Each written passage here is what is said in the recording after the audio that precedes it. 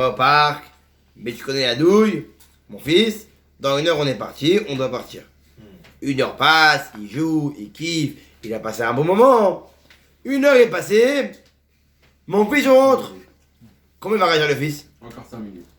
Encore 5 minutes. Allez, après l'écoulement maximum, qu'est-ce qu'il va faire? Il va pleurer. Pourquoi? Parce que c'est un enfant. Parce qu'un enfant, pour lui, quand tu lui dis on part du parc, est-ce que l'enfant il est intelligent? Est-ce que l'enfant il pense comme vous? Il sait que le parc, oui, il y a une limite dans la vie, il faut être gradué, il faut avoir un CD, il faut avoir un ordre. Déjà toi, Blindara ton ordre. T'as un ordre Blindara qui est désordonné.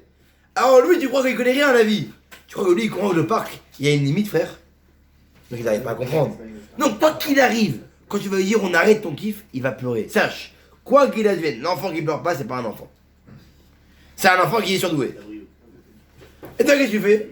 Ah, tu vois, je t'avais prévenu, je t'avais dit, t'es un menteur, tu manques de respect. Tu le prends, tu le tires dans la voiture, lui il tombe par terre et il te met une gifle. Qu'est-ce que tu fais? Tu mets une gifle évidemment.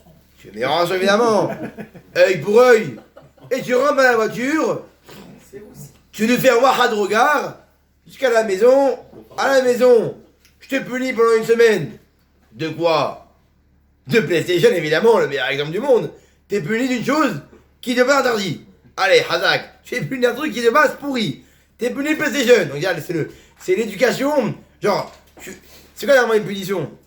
C'est pour en vérité faire du mal à un enfant. Pour qu'il comprenne en vérité qu'il a fait une bêtise. Mais il te ramène un. Mais ça, qu'est-ce que tu fais? Tu le punis d'une chose qui en vérité est une punition. La PlayStation. Donc regarde, t'es le papa le plus pli de la terre.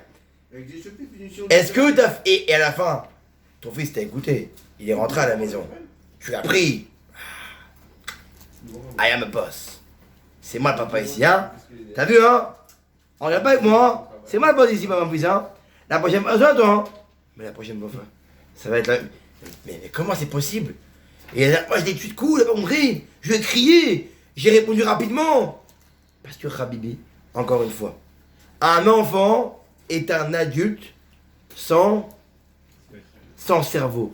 Donc pour lui, quand tu vas lui enlever un kiff, c'est comme si un roi il venait et il dit à Dylan, à partir de maintenant, tu bois plus de coca. C'est ton kiff. C'est un décret qui n'est pas compréhensible. C'est un décret qui n'est pas compréhensible. Dylan, c'est un décret qui n'est pas compréhensible. Donc, pour toi, tu vas être content, tu vas avoir du mal. Ça va te tuer contre toi-même. Bah, c'est pareil un enfant. Un enfant, il ne comprend pas qu'il a pas droit au jeu. Il ne comprend pas qu'il a une limite dans les choses. Donc quand je lui dis stop, pour lui c'est quoi? C'est un décret. Décret du grand roi, papa. À ce moment-là, comment faire? Ok, mais il faut quand même... Toute chose rabotaille qu'on veut faire comprendre à nos enfants, il ne faut jamais les faire comprendre. On veut réagir, ne réagis jamais à froid, Habibi. Ne réagis jamais à froid. Jamais.